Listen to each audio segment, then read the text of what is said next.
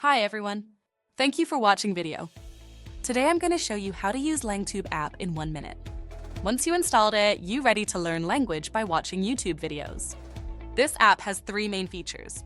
First, dual subtitle YouTube player. You can see your native language and new language at the same timeline.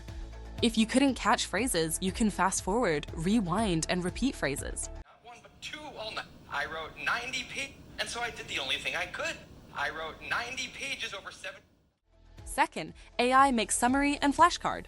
You can use AI tools on the player screen. By pressing this AI button, the AI will automatically extract difficult words from the video and save them as flashcards. Additionally, it will create a summary of the video, making it easy to grasp the overall content. You can view the created flashcards here. Third, quick dictionary.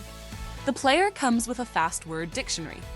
When you click on a word you don't understand, its meaning and example sentences will be displayed, and you can save it directly to your flashcards. Next, let's talk about settings for this app. You can change various settings in the settings screen. Resume play setting allows you to repeat the same phrase multiple times. This is useful for shadowing practice or practicing difficult phrases in karaoke. Thesis. And they say, we need to talk about your thesis.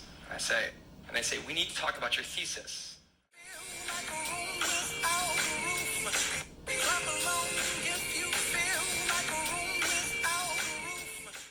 You can also choose to fix the position of the subtitles at the top or center of the player timeline. Okay.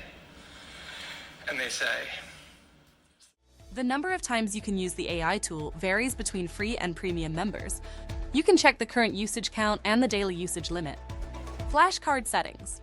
This option lets you choose whether to redisplay completed cards. This setting allows you to flip the front and back of the cards. Well, we finished the first tutorial. Thank you for watching until the end. Let's continue enjoying our language learning journey.